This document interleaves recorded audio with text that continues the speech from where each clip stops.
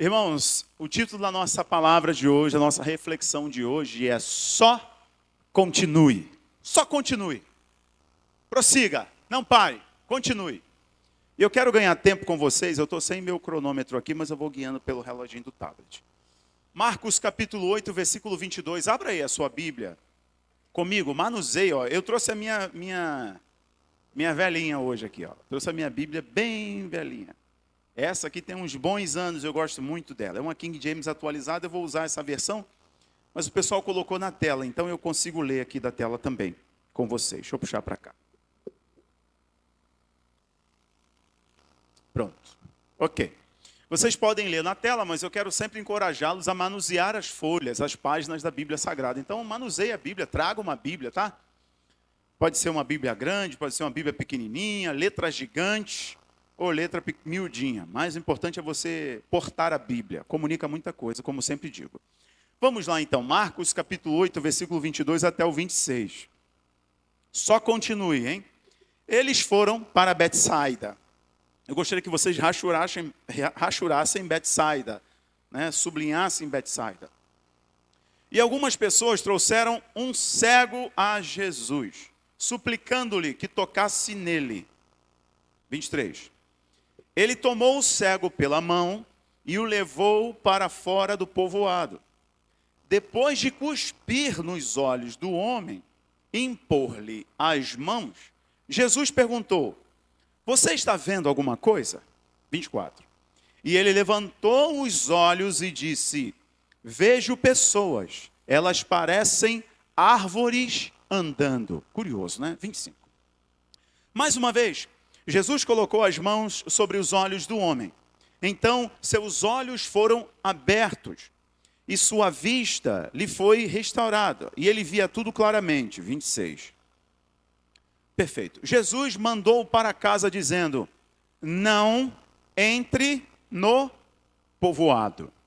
Que o Senhor nos abençoe nessa noite pela sua palavra. Amém, igreja? Amém, igreja? Boa, maravilha.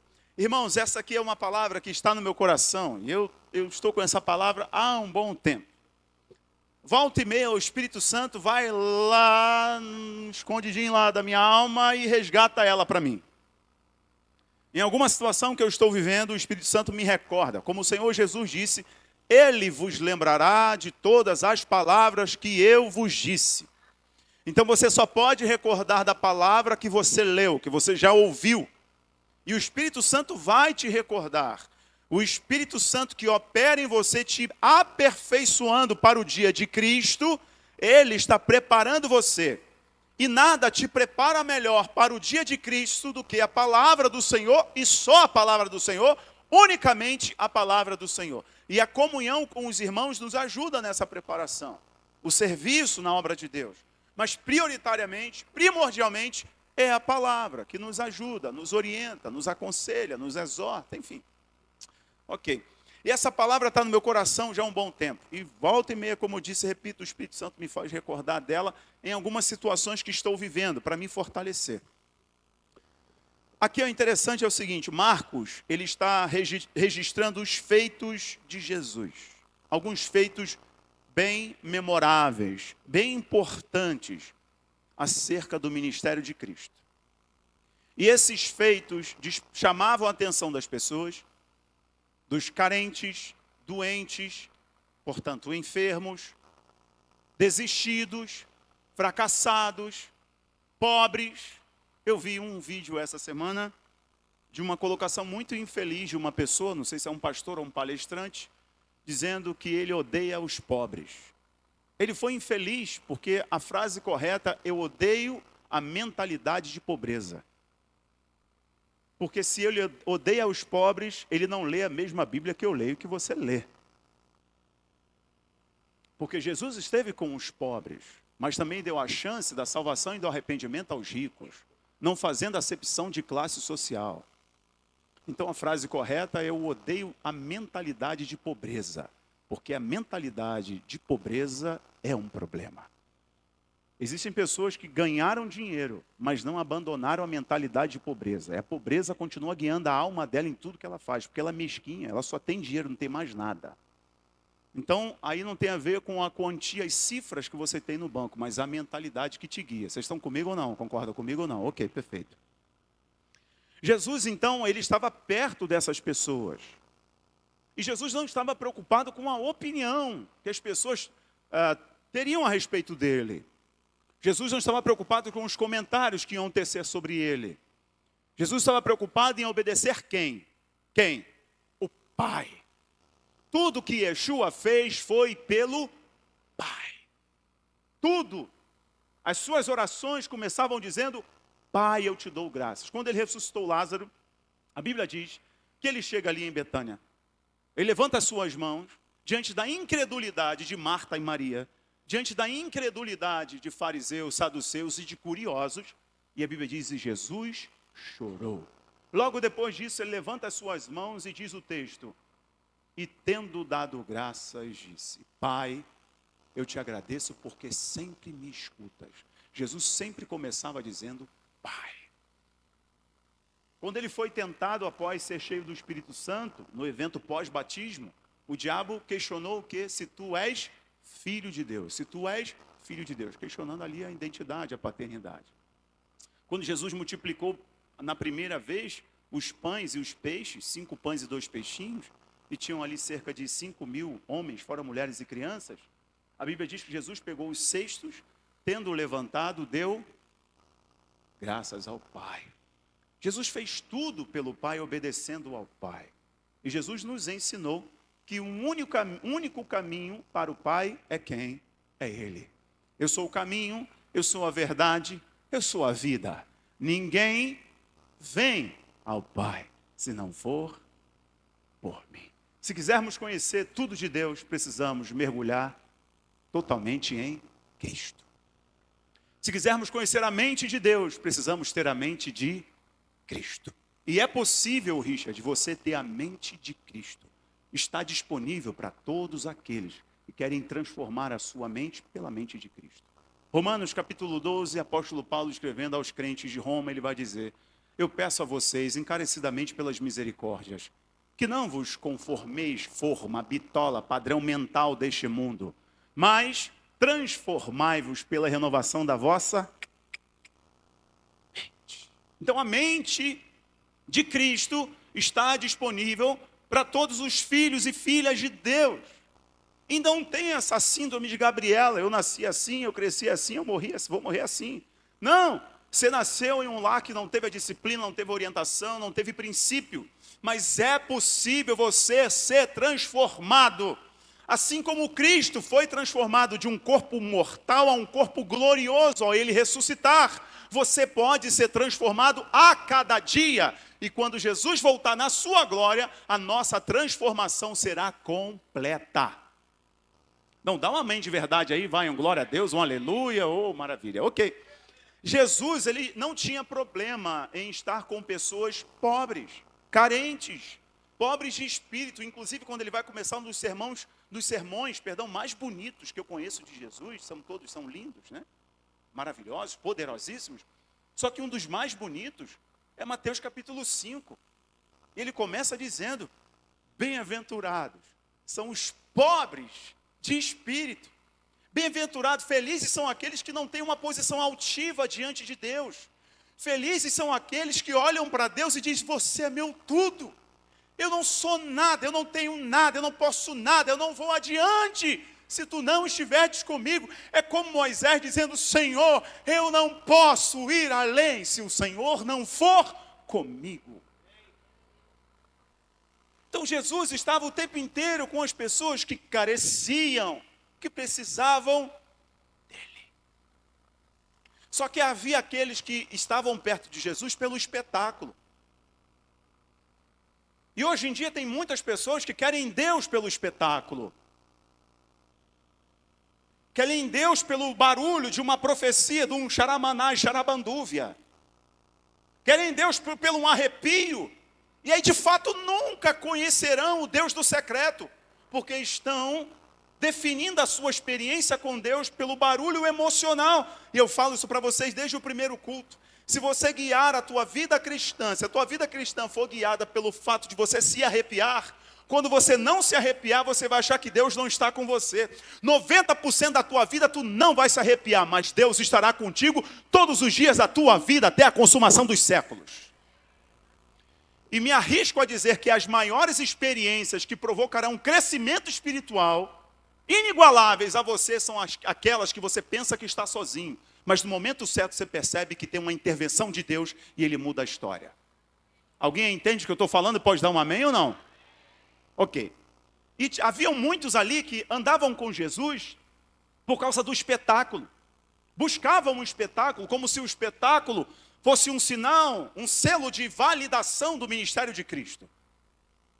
Cristo seria aprovado pelos sinais que ele fizesse. Ele seria um profeta de verdade se ele fizesse fogo descer do céu. Meu irmão, você sempre será testado. Sempre será provado.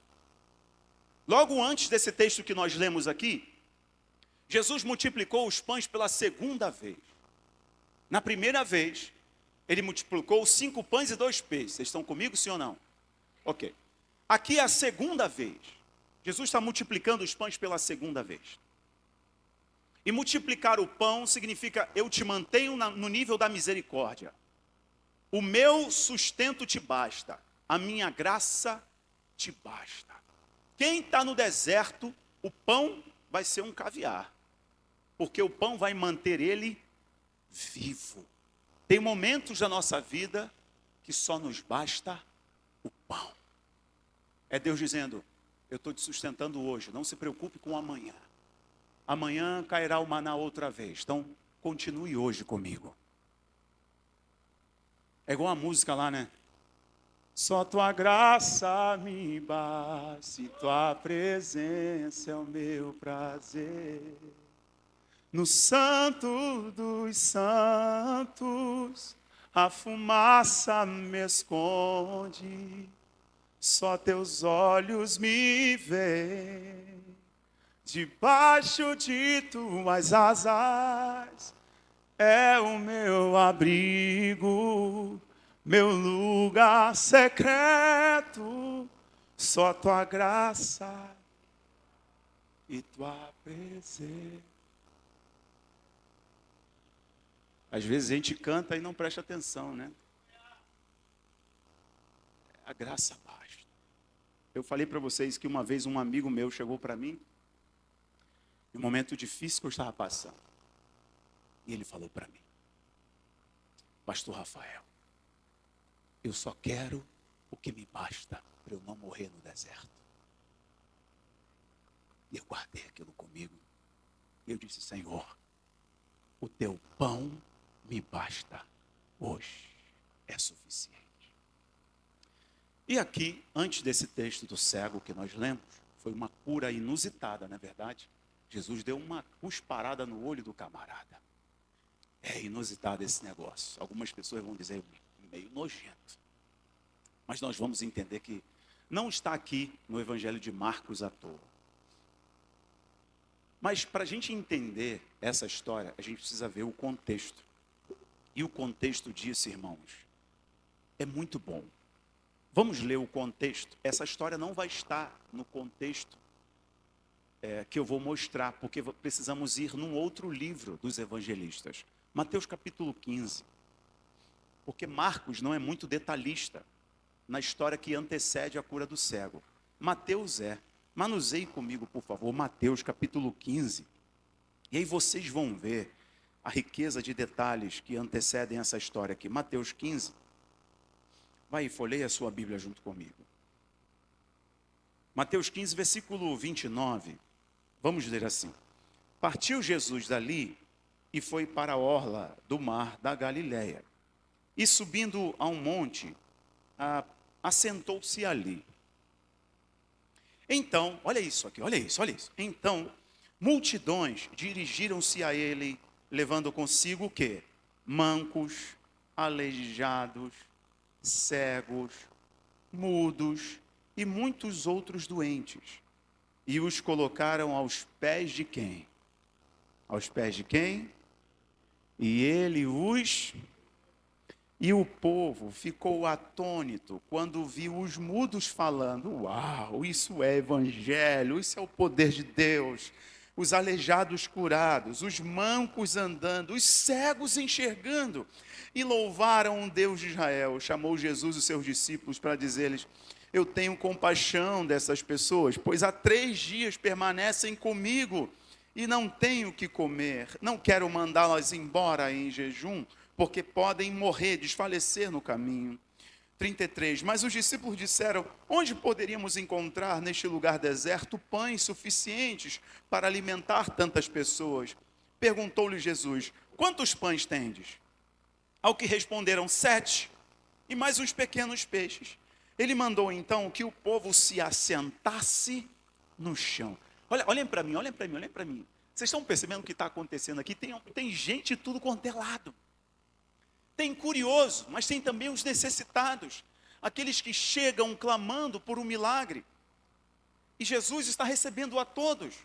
Jesus está curando muita gente. Toda sorte de doenças. É claro que Ele é o Mashiach. É claro que Ele é um ungido. É claro que Ele é um Messias. Ele está fazendo sinais. Só que tem também aqueles que vão prová-lo.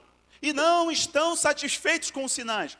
Porque quem serve a Deus pelos sinais que Ele faz, nunca estará satisfeito. Quem vem para a igreja só por causa de uma benção, só por causa de um milagre, nunca estará satisfeito e nunca vai parar em uma igreja. Porque isso é ser insaciável. Deus não te basta, você quer o que Ele pode fazer por você, e não de fato quem você conheceu, que é Jesus. Estavam ali no meio dessas pessoas aqui, os fariseus, os curiosos, os religiosos, que deveriam facilitar o caminho da salvação, e só levantavam muros para as pessoas. Mas vamos continuar a leitura aqui. E aí as pessoas chegam até Jesus, e Jesus manda elas se assentarem. Olha só, elas estão com fome. Vocês conhecem bem a história da primeira multiplicação e agora da segunda multiplicação. As pessoas estão com fome, e Jesus manda elas se assentarem. A expressão grega para se assentar é a mesma de se reclinar à mesa. Jesus tinha tanto controle da situação. Deus não improvisa ao nosso respeito, Deus não improvisa ao meu respeito. Deus não improvisa ao teu respeito. Gentilmente, eu não gosto de pedir isso, eu só peço geralmente 300 vezes durante um culto. Então eu não peço muitas vezes. Olha para o irmão que está do teu lado, vai. Olha para ele e fala assim: Deus não improvisa a teu respeito. Deus não improvisa sobre você. Deus não improvisa, Ele está no controle de tudo. Você pode falar isso: Deus está no controle da minha vida. Eu sei que, às vezes, pelo andar da carruagem, pode parecer que Deus não está no controle, que Ele te deixou sozinho. Mas Deus está no controle de tudo. Mesmo havendo fome e só tendo 7 pães e uns pedaços de peixe, ou seja, tem um problema criado para o ministério de Jesus. Se é hoje, nós estamos em lugares altos, fazendo uma caravana, e tem milhares de pessoas, e elas estão prestes a morrer de fome, nós iríamos nos desesperar, humanamente falando. Deus não, Ele continua no controle de todas as coisas. Jesus, quando manda aquela multidão se assentar, a expressão é: sente-se para esperar o alimento. A expressão aqui, se assente, é: recline sobre a mesa, porque, embora não tenha o pão agora, eu vou clamar aquele que dá o pão do céu. Embora vocês não estejam vendo, já aconteceu. Lembra do que a palavra vai nos dizer um pouco mais à frente? Porque Deus, nós podemos chamar a existência, as coisas que não existem como se já fosse. Deus faz isso. Não existe ainda, para Ele já existe. No nosso espaço-tempo não, na nossa realidade não, mas para Ele já aconteceu. E Jesus manda a multidão se assentar, como quem vai receber o alimento, ou seja, não aconteceu ainda, mas mantenha o comportamento como se já tivesse acontecido. Como isso é treinar a mentalidade, como isso é treinar a nossa mente. Ou seja, eu não vivi o milagre ainda, mas o meu comportamento é como de quem já viveu. Eu não vi ainda a conversão plena do meu marido, mas a minha gratidão é como se o meu marido já fosse plenamente convertido. Eu não vi ainda a plena salvação dos meus filhos, mas a minha gratidão, o meu coração, o meu louvor a Deus é como quem tem plena confiança de que Deus já operou o milagre na minha casa. Vocês estão entendendo, sim ou não? Você ter postura de quem recebeu o milagre depois de receber o milagre, isso não é fé. Fé é comece a louvar agora, comece a agradecer agora. Começa a colocar um sorriso no rosto, porque tem jeito para o teu casamento, tem jeito para a tua vida, tem jeito para a tua saúde, porque Deus não errou, Deus não erra e Deus não perdeu o controle. Vocês estão comigo nessa palavra? Podem dar um amém, glória a Deus? Ok, e aí Jesus manda a multidão se assentar, e quando a multidão se assenta, acontece o milagre.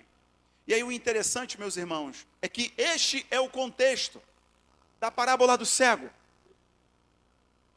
Depois que tem esse milagre da multiplicação dos peixes, da multiplicação dos pães, a segunda multiplicação dos pães, sobram 7 cestos. E na primeira multiplicação sobram 12 cestos, cheios de pães e peixes.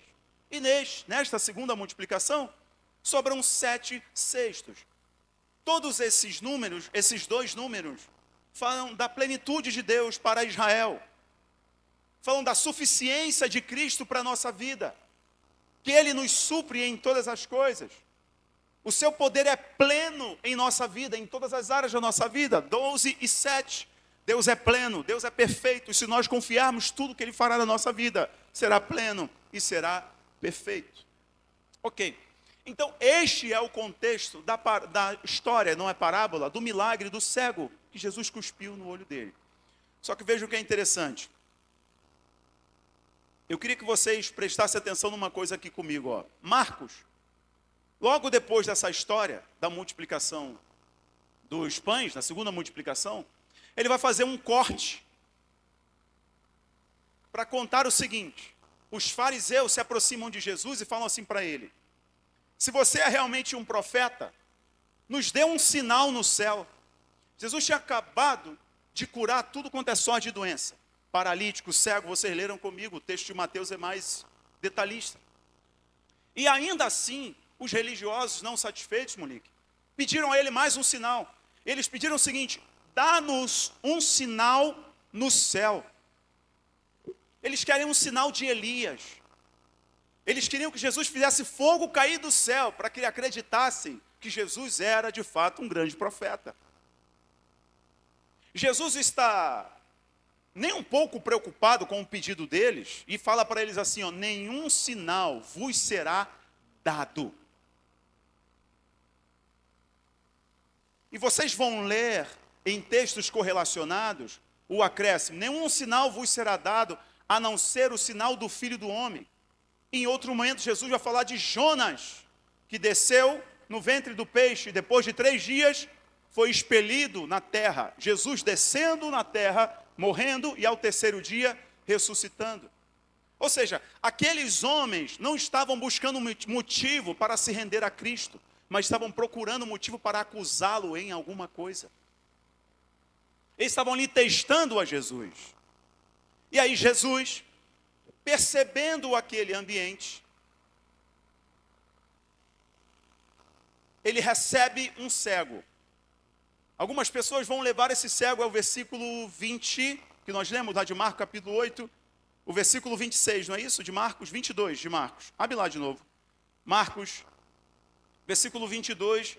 E chegando a Betsaida, algumas pessoas trouxeram um cego. O interessante é o seguinte.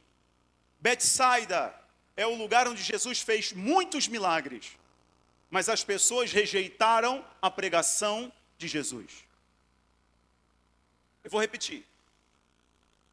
Jesus está nesse contexto aqui que eu expliquei para vocês. Muitos sinais, muitos milagres. Milhares de pessoas, cegos, coxos, surdos, demônios sendo expulsos, sinais poderosos. E aí chegam os fariseus, os religiosos, para tentar Jesus, provocar Jesus. E Jesus sai dali e vai para uma outra localidade chamada Betsaida. Em Betsaida, naquele vilarejo, foi onde Jesus operou grandes milagres. E depois vocês vão ver que o próprio Senhor Jesus vai dizer: ai de você, Betsaida. Ai de você, Betsaida. Porque ele fez muitos milagres ali e ainda assim as pessoas não creram nele. E olha o que acontece agora no texto que nós lemos na introdução e nós vamos voltar para ele. Versículo 22. E chegando a Betsaida, algumas pessoas trouxeram o cego à presença de Jesus e rogavam-lhe para que o tocasse. Jesus poderia tocar naquele cego imediatamente, como ele fez, curando as multidões. Momentos atrás que eu contextualizei para vocês. Ele poderia fazer isso. Ele poderia fazer como ele fez com o servo do centurião. Jesus, não precisa ir na minha casa, basta uma palavra tua e o meu servo vai ser curado. Jesus disse, eu não vi ninguém com tamanha fé igual você. Vai, ele está curado. E o servo do centurião ficou curado. Uma palavra, Jesus não tocou nele. Aqui, Jesus decide tocar. E apresenta um cego. Quando apresenta um cego, vocês vão ver no versículo 23. Olha o versículo 23. Então, Jesus tomou o cego pela mão e o conduziu para fora da aldeia. Olha que coisa interessante. Jesus teve que tirar o cego daquele lugar para operar o milagre na vida dele. Jesus teve que tirar ele daquela geografia para operar um milagre na vida dele. Irmãos, na primeira pregação de Jesus, na sua terra natal, quando ele abriu o trecho de Isaías e disse, o Espírito do Senhor está sobre mim, e ele me ungiu, aí Jesus complementa dizendo, hoje essa palavra se cumpriu, os seus conterrâneos queriam matar ele. Ele ficou ali relutando? Claro que não. Ele saiu dali, porque se rejeitaram a palavra dele naquele lugar, outra geografia, outro lugar, outras pessoas irão receber a palavra. Ele sabia que precisava mudar a sua geografia, mudar de lugar. Jesus percebe que o cego que é levado até ele, Jesus precisa mudar a geografia daquele cego. Por quê? Está nos dando uma lição. Jesus poderia fazer milagre em qualquer lugar. Ele poderia pregar em qualquer lugar. Ele poderia fazer sinais em qualquer lugar. Mas o primeiro ponto que eu trago a vocês dessa reflexão de hoje é, para alguns milagres acontecerem na nossa vida, Deus precisa mexer na nossa geografia. Deus precisa mexer nos nossos arredores. Deus precisa fazer-nos entender que precisamos mudar os lugares que estamos. Jesus poderia curá-lo com uma palavra, mas decidiu tirá-lo de Betsaida. Porque Betsaida, apesar dos sinais, ainda rejeitava quem Cristo era, quem Jesus era, que era o Cristo. Então a Bíblia diz no versículo 23 que Jesus pega ele pela mão e tira ele dali, porque a incredulidade daquelas pessoas poderia contaminar aquele cego de receber o seu milagre. Enquanto você está me ouvindo nesse trecho, talvez o teu coração está palpitando e você está dizendo, Senhor, eu estou entendendo porque eu vim aqui hoje. Existem algumas coisas que vão acontecer na sua vida quando você perceber que precisa mudar de alguns lugares. Anote isso, todas as vezes que Deus quer fazer algo grande na vida de alguém, em alguma família, Ele mexe na geografia dessa pessoa. Foi assim com o pai da fé chamado Abraão. Apesar da sua herança, a despeito da herança, da posse da terra, dos escravos, dos animais, do status, da solidez que Abraão tinha, aquela terra era uma terra de idolatria. E no livro de Gênesis, a Bíblia diz que Deus diz para Abraão, sai da tua terra, da tua parentela, da casa de teu pai. Deus estava escrevendo, eu não vou fazer nada enquanto você ficar neste lugar. Porque este lugar, ao invés de alimentar a sua fé, vai matar. E você, Abraão, será chamado de pai da fé. Mas se você não se mover, se você não continuar, você não será pai da fé, você vai morrer. Só tem um jeito de você viver um milagre. Dois, na verdade. Mudando o ambiente, que é muito difícil, que você vai lidar com a mentalidade das pessoas, você vai lidar com o nível de fé das outras pessoas, você vai lidar com a incredulidade das outras pessoas, você vai lidar com hierarquias espirituais. Ou a segunda, mudando-se. Chega um momento na nossa vida que temos que ter clareza que Deus está nos chamando para mudar. E eu estou falando literalmente de lugares, de ambientes que nós frequentávamos, de pessoas que dávamos acesso à nossa mesa, à nossa casa, à nossa intimidade. Porque essas pessoas vão roubar você do nível de milagre que Deus quer operar na tua vida. Vocês estão entendendo ou não? Então, para vivermos o que Deus quer fazer na nossa vida, a gente só precisa fazer uma coisa. O que, pastor Rafael? Ele já segurou na tua mão, agora deixa ele te levar. Algumas pessoas resistem, oh, aleluia, algumas pessoas resistem ao mover de Deus, à ordem de Deus. Porque elas estão esperando um tempo favorável, uma condição perfeita de temperatura e pressão. Isso não vai existir. Por quê? Porque os servos de Deus são guiados pela fé. E fé é a antítese da realidade, ou seja, nada está me dizendo que vai ser agradável, mas se Deus diz que vai ser agradável, no final é do jeito que Ele disse. Jeremias 29:11, eu é que sei que pensamentos tenho sobre vós, são pensamentos de paz e não de mal, para vos dar o fim que vocês sonham. Significa, o começo não é do melhor jeito, mas o final é do jeito que eu sonho. Ou seja, no começo não está legal, mas Deus só quer uma coisa: continue, movimente-se, saia, se mova, não pare neste lugar. Afinal, no reino de Deus, tudo é movimento. Tudo é movimento. Eu não sei o que você veio buscar nessa noite. Eu sei quem você veio buscar, que é Jesus. Mas eu não sei de tuas necessidades. O Senhor sabe. Se eu pudesse, eu poderia orar especificamente por isso, mas o Senhor te conhece. Você pode falar com Ele. Eu sei o que o Senhor quer de você, o que Ele quer de mim. Ele quer movimento. Por favor, não pare neste lugar. Jesus precisou tirar o cego dali, não por causa do cego,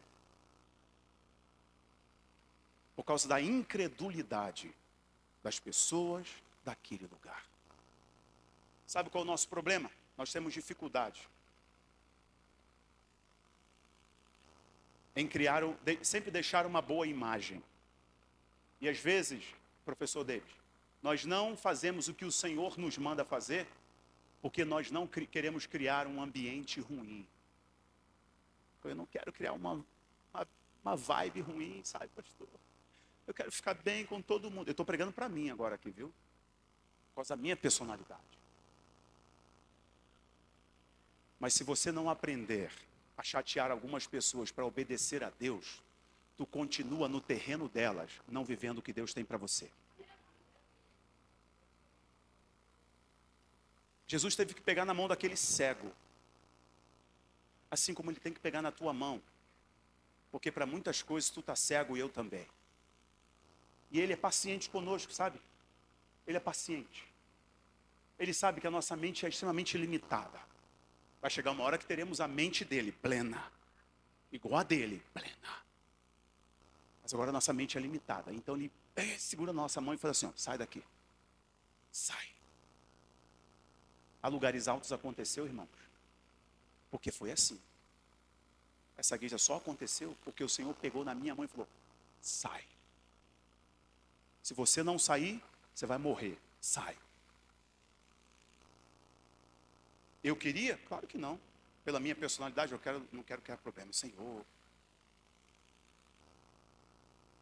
Até que eu aprendi a calar a boca e deixar Deus fazer. Sabe, Marcos, às vezes a gente fala demais e atrapalha Deus. Enquanto Deus estiver movendo, Ele fala e você silencia. Êxodo 14:14. Eu lutarei por vocês e vocês calarão a boca. Enquanto Deus estiver movendo e movendo você, fique quieto, porque você não tem respostas. Se você não tem resposta, deixe Deus ser a tua resposta. Deixe Deus ser a tua resposta. Só continue. Vamos voltar ao texto? Vamos? Olhe lá. Versículo 23. Então ele tomou o cego pela mão, como ele está pegando na sua mão hoje, e o conduziu para fora da aldeia. Você já entendeu por quê? Em seguida, cuspiu nos olhos daquele homem. Olha que coisa que Jesus fez. Jesus tira aquele homem da incredulidade. Jesus tira aquele homem do espetáculo dos fariseus, dos religiosos. Jesus leva ele no reservado. Ele e seus amigos, obviamente, nós vamos entender isso. Ele não estava ali sozinho. Estava com outras pessoas que levaram ele até Jesus e os discípulos. Aí Jesus cospe nos olhos dele. Isso daqui é muito interessante. Quando Jesus cospe, Jesus está fazendo a recriação. O homem veio de onde? Do pó, do barro. Nós somos barro, pó. João capítulo 1 vai dizer que ele era o verbo, ele estava com Deus, ele era Deus, tudo que existe foi feito por meio dele. Jesus, quando cospe, ali é um sinal de que eu e o Pai somos um. Eu estou recriando, estou tirando a cegueira que o pecado traz. Isso é o que significa. Jesus cospe, porque lá em Mateus capítulo 4, quando ele está sendo tentado pelo diabo, o diabo usa a palavra para tentar enganar Jesus e diz assim: transforme essas pedras em pães, se tu és filho de Deus. O que Jesus disse? Nem só de pão viverá o homem, mas de toda a palavra que sai da boca de Deus. O que torna o homem vivo, sarado, curado, restaurado, renovado, a palavra de Deus. Jesus, quando cospe, está dizendo: a minha palavra. Saliva é palavra do profeta. É a palavra de Deus. A minha palavra tem poder para curar. Irmãos, a coisa mais extraordinária da igreja é que a igreja está dando continuidade à palavra de Deus. Nós podemos ter um louvor lindo ou não, mas só não podemos deixar de manusear bem a palavra, porque a palavra é toda sobre Jesus. Quando ele cospe no cego, ele está dizendo: a minha palavra, apesar da incredulidade, da cegueira dessa cidade, a minha palavra tem poder para curar. Eu quero declarar que você que está me assistindo aqui nesse lugar, ou pela internet, enquanto você ouve essa palavra, eu estou declarando cura sobre a tua vida. Que seja liberada a cura sobre você. Que essa palavra cure a tua alma, cure o teu corpo. Se você entrou aqui enfermo, que haja cura sobre você no nome de Jesus.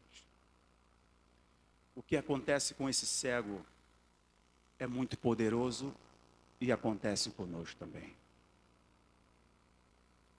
Salmo capítulo 1, versículo 3, não vão abrir agora não, peraí. Salmo capítulo 1, versículo 3, vocês já vão entender que vai estar dentro do contexto aqui. Jesus toca o cego, cospe nele e toca. E pergunta: você está vendo alguma coisa? E o cego diz, versículo 24. O homem levanta os olhos e afirma: vejo pessoas, mas elas se parecem como árvores caminhando. Árvores, Salmo capítulo 1, versículo 3, é usado como sinônimo para o homem. Será como árvore plantada junto ao ribeiro das águas. Isaías capítulo 61, versículo 3, a fim de que se chamem carvalhos de justiça. Juízes capítulo 9, na parábola do Jotão, compara os líderes às árvores. Versículo 24, Jesus pergunta para o homem: você está vendo? Eu te toquei, você está vendo? Irmãos, essa é a primeira vez em todos os milagres de Jesus, você não vai ver isso de novo, em que uma pessoa não é curada instantaneamente. Jesus pergunta: você está vendo? Eu estou vendo homens andando como árvores. Árvores são exemplos, árvores são exemplos dos religiosos ou da religiosidade, que nunca terá a capacidade de restaurar a visão plena de uma pessoa. Esse homem ser tocado e ter a visão embaçada, ver pessoas como árvores, que significa que somente em Cristo a nossa visão é plenamente restaurada. Significa que, às vezes, na nossa vida, nós veremos por sombras, sem muitos detalhes, mas é só nós continuarmos no caminho, que em breve nós veremos plenamente. É a primeira vez que uma pessoa precisa ser tocada pela segunda vez por Jesus. Porque a primeira vez não foi suficiente. Uau! Como às vezes isso pode parecer contraditório, assustador para alguns religiosos. Deus tocou uma vez numa pessoa e ela não foi curada de imediato? Sim. E em muitas vezes você não vai ter todas as respostas de imediato. Na verdade, quase sempre você não vai ter todas as respostas de imediato. O que Deus quer de você, por favor, só continue. Não pare aí. Tem algo acontecendo na próxima estação, tem algo para acontecer adiante, tem algo para acontecer que Deus quer fazer adiante. Deus só quer que você continue acreditando, se movendo, lutando, levantando-se, crendo no que Ele é poderoso para fazer. Amém, igreja? Olha que poderoso. Jesus então decide tocar nele uma segunda vez, versículo 24. Quando ele enxerga homens como árvores. Versículo 25. Mais uma vez Jesus colocou suas mãos sobre os olhos do homem. E no mesmo instante, tendo sido completamente restaurado, via com clareza e podia discernir todas as coisas. Irmãos, eu aconselho algumas pessoas com essa palavra. Quando alguém se aproxima até a mim pedindo um conselho, eu digo assim: aprenda a celebrar os pequenos sinais. Aprenda a glorificar a Deus nos pequenos sinais de mudança. E geralmente eu falo isso para casais. Ela diz para mim: pastor, ele é assim, assim, assim, assim, assim, assim, assim. Eu falei: tá bom, mas o que ele faz de legal que você gosta? Ele faz isso, isso, isso. E você elogia essas coisas boas que ele faz? Não, porque as outras ruins são muito maiores. Mas passe a glorificar a Deus e elogiar os pequenos sinais de mudança. Às vezes nós estamos apegados ao todo, de querer ver o milagre completo. E Deus quer nos ensinar na sua didática a glorificarmos a Ele pelos sinais de que Ele já vai fazer algo que será extraordinário. Mas por enquanto não perca a sua fé, por enquanto não pare de crer, por enquanto não pare de servir a Deus, por enquanto não pare o movimento de santidade na sua vida, de buscar a Deus. Mas pastor, eu comecei a buscar a Deus e a coisa apertou. Bem-vindo ao time, bem-vindo.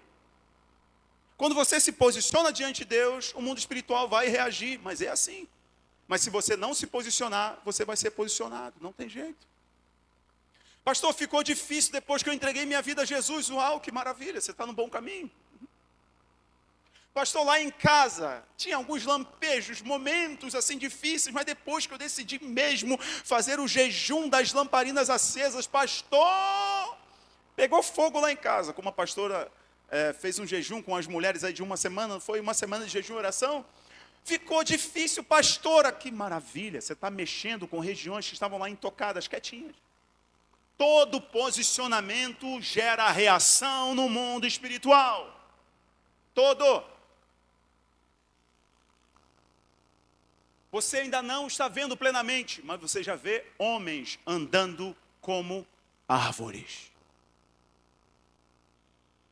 Eu não sei se em algumas áreas da tua vida você estava em plena cegueira, a sensação era essa. Eu estou caminhando no escuro, eu não estou enxergando nada, não estou vendo nada. Mas de repente você começou a ver homens andando como árvores. Glorifique ao Senhor, Ele está dando sinal de que já já a estação muda. Já já você vai enxergar plenamente e começar a discernir todas as coisas.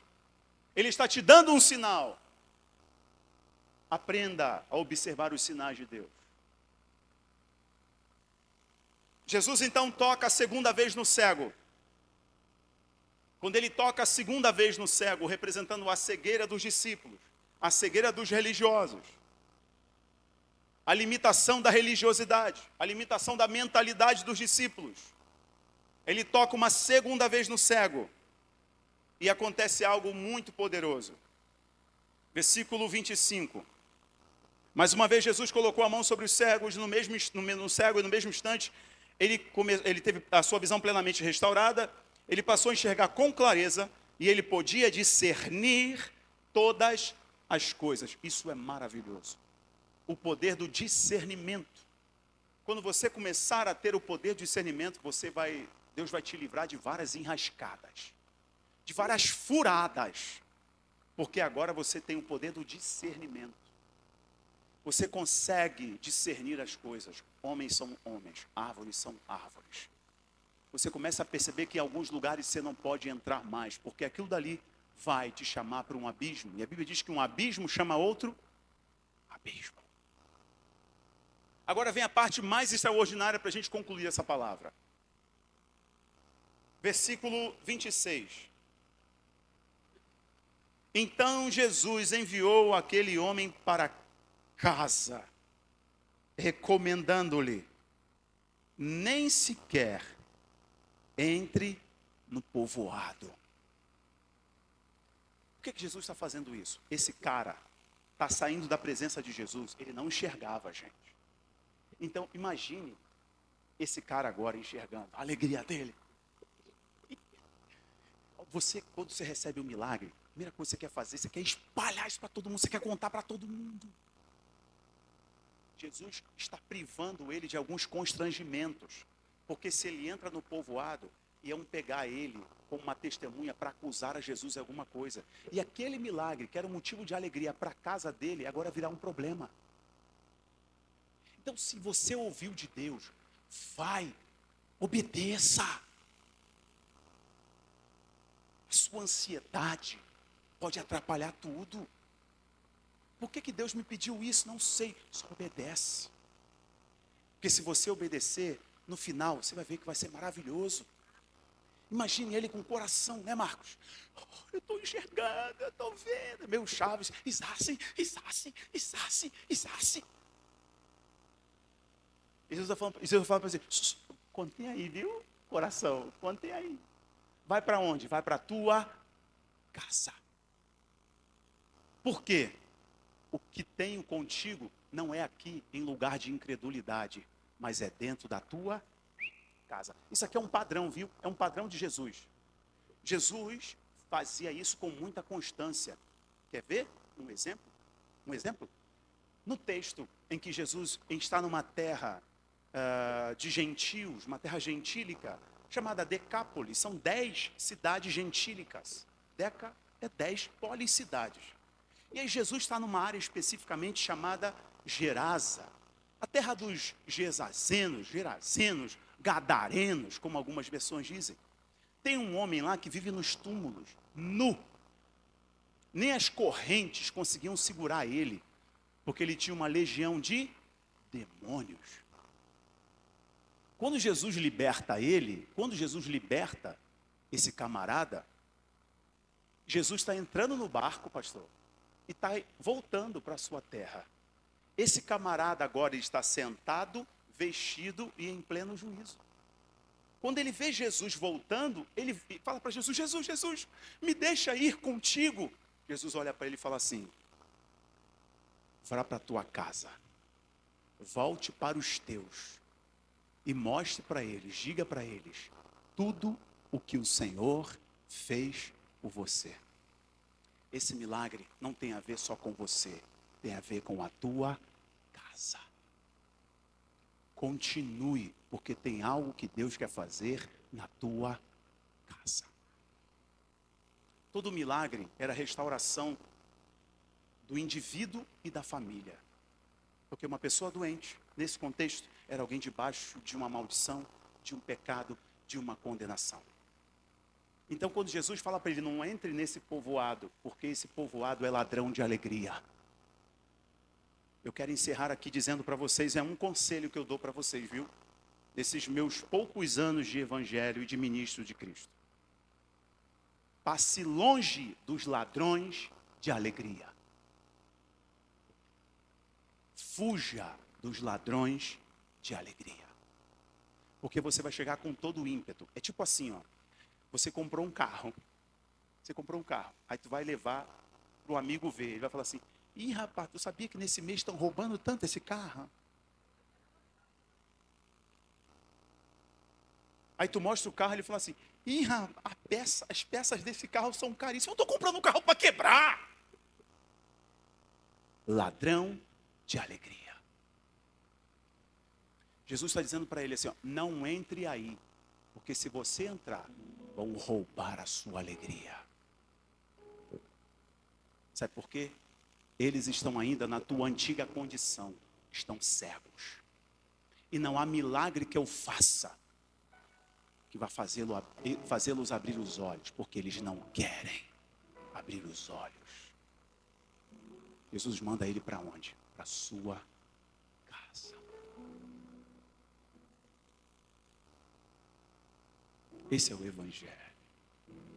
Isso é Jesus. Eu quero dispensar você hoje desse lugar, declarando que você está levando um milagre para a sua casa. Esse encontro com Jesus hoje aqui não vai resultar em somente músicas boas, uma palavra boa, mas vai resultar em um milagre que você vai levar para a sua casa.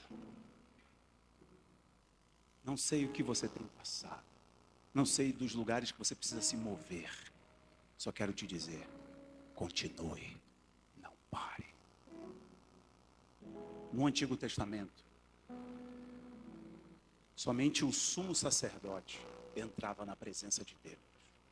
Em um lugar muito pequeno, no tabernáculo, chamado Santo dos Santos, ou o lugar da presença.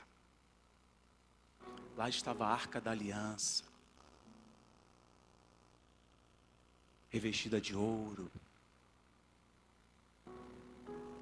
E a Bíblia diz que o sumo sacerdote entrava ali uma vez ao ano. E ele entrava com o sangue do sacrifício do animal. E ele espirrava, aspergia o sangue na tampa da arca. No meio dela, entre dois querubins, ele espirrava. Só que ele entrava ali e não podia ficar parado. Sabe como eles sabiam que o sumo sacerdote entrou ali e permaneceu vivo? Porque se entrasse de qualquer jeito, ele morreria na presença de Deus. Então, Deus mandou pendurar uns sino, ao redor do vestido do sacerdote, da bata do sacerdote. Na cintura dele tinha uma corda, porque se ele entrasse na presença de Deus de qualquer jeito, ele iria morrer. E se morresse, ninguém poderia entrar, porque se entrasse ia morrer também. Então ele entrava com uma corda amarrada na cintura, e do lado de fora o pessoal ficava lá esperando. Mas como eles sabiam que ele ainda estava vivo? Porque enquanto ele andava, tem barulho de movimento. Enquanto você está se movimentando, você está dando um recado para Deus: eu estou vivo, eu continuo crendo, eu continuo em intimidade contigo, eu continuo me movendo aqui na tua presença. Eu não parei, Senhor, eu não estagnei. Vieram os problemas, vieram os dias difíceis, vieram os dias maus, mas eu continuo na tua presença. Senhor, eu estou indo em direção ao que o Senhor mandou.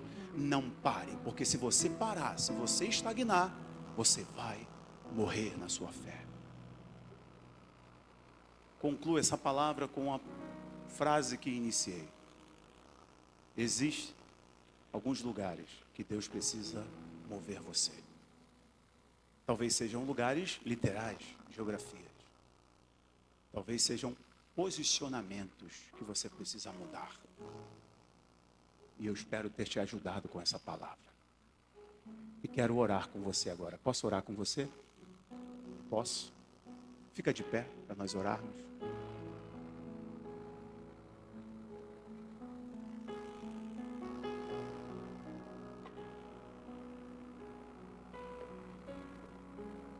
Fecha teus olhos.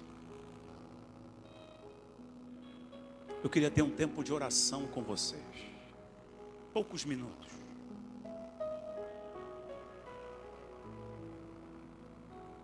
Você já começou a ver. Ainda não está perfeito. Ainda não está, você não tem muita clareza. Mas você já começou a ver homens como árvores. O importante é que você já começou a ver. Deus trabalha conosco desse jeito, gerando fé no nosso coração. Se vier tudo pronto, irmão, não é fé. não é fé. Mãe, continue. Você vai começar a ver o seu filho assim nesse sinal, homens como árvores. Senhor, eu estou te glorificando por este sinal de mudança. Jesus, eu e meu marido estamos em guerra, mas eu vou passar a te glorificar pelos pequenos sinais. Jesus, a minha empresa está passando por um momento tão complicado, difícil, mas eu vou passar a te glorificar pelos pequenos sinais. Não sei o que você está atravessando. Eu sei da palavra que eu recebi e ministrei a vocês. Por isso eu quero que você agora abra a tua boca e fale com o Senhor. Ele te conhece. Ele te conhece. Senhor Jesus, eu quero orar por cada uma dessas pessoas que aqui vieram, Senhor, na tua casa hoje, ouviram a tua palavra, adoraram a ti com esses louvores. Eu quero entregar cada um deles, Senhor. Quero te pedir que dê forças a essa mãe, essa filha, esse pai, esse irmão, essa irmã, esse jovem, para que ele continue se movimentando, para que ele continue, Senhor, obedecendo ao Senhor pela sua voz. Eles ainda não estão vendo plenamente, e às vezes parece, Senhor, que nunca vão ver plenamente. Eu peço ao Senhor nessa noite que derrame uma porção de força, de graça, de resistência a esse teu filho e tua filha, para que ele continue crendo em ti, mesmo quando tudo ainda não esteja claro, mas que eles continuem se movimentando na direção da tua voz. O Senhor disse: as minhas ovelhas ouvem a minha voz e me seguem. Senhor, ainda que não enxerguemos com clareza, mas nós podemos ouvir a tua voz e seguir nessa direção.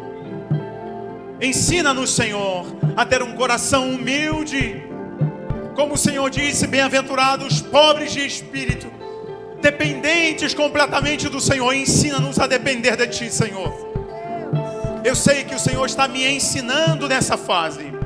Eu sei que o Senhor está ensinando teu filho e a tua filha nessa fase. Eu sei que o Senhor está segurando na mão dele, segurando na mão dela. Ó Senhor, tem algumas pessoas que vieram aqui, estão literalmente com essa impressão que o Senhor está segurando na mão delas e tirando elas de uma terra. Talvez não tenham entendido tudo plenamente agora, mas eu te peço, dê forças, Senhor. Dê forças a esse teu filho e tua filha, para que eles continuem perto do Senhor, ouvindo a tua voz e obedecendo. Jesus, eu oro pela cura completa dessa irmã. Eu oro pela cura completa deste ventre. Eu oro pela cura completa do ventre desta mulher que sonha em ser mãe, mas esse diagnóstico tem sido um ladrão de alegria. Eu oro, Senhor, para que essa pessoa não enxergue só homens como árvores, mas que essa mulher seja plenamente tocada agora e possa em breve, Senhor, testemunhar deste milagre. Eu oro, Senhor, sobre este irmão que entrou aqui. Eu oro, Senhor, sobre essa pessoa com problema nos rins, que o Senhor me diz agora. Aqui ou pela internet eu declaro cura sobre ela, Senhor. Senhor, eu oro sobre aqueles que estão fazendo hemodiálise, que ao voltar da hemodiálise é como ver homens como árvores. Melhora um pouco até a próxima hemodiálise. Eu quero declarar hoje, em nome de Jesus, que essa pessoa será plenamente curada. Estou declarando você curado em nome de Jesus, curada em nome de Jesus. Ó Senhor, a fé no nosso coração.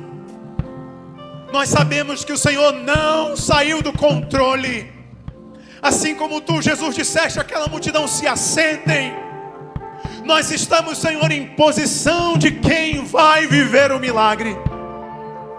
Senhor, eu oro sobre cada coração aqui, meu Pai. Eu oro sobre cada coração que estava titubeando, entre fé e incredulidade. E quero declarar que esta palavra, a partir desta palavra, Senhor, eles se apeguem ao Senhor nessa noite e se voltem para Ti verdadeiramente. Eu oro por eles, Senhor, para que eles não morram no deserto, mas que se encham da Tua graça e revigorem a sua vida em Ti. Ajuda esse homem, ajuda essa mulher, Senhor, nesse caminho. Eu oro por eles agora, dizendo que eles possam continuar até se encontrar contigo, Senhor, na Tua volta poderosa e gloriosa. Eu oro por eles, no nome de Jesus. Amém. E graças a Deus. Se você puder, por gentileza, põe a mão no teu coração aí. Vai lá, põe a mão no teu coração assim. Diga assim comigo: Senhor Jesus, hoje eu decido nunca mais parar. Eu decido ir na direção que o Senhor está me chamando. Senhor Jesus, eu me arrependo dos meus pecados e declaro hoje que Tu és o meu Senhor e o meu Salvador. Senhor Jesus, eu ouvi a Tua voz e hoje decido obedecer. Eu hoje faço uma aliança contigo, entregando a minha vida a Ti. Em nome de Jesus. Amém. E graças a Deus. Vamos aplaudir ao Senhor, igreja.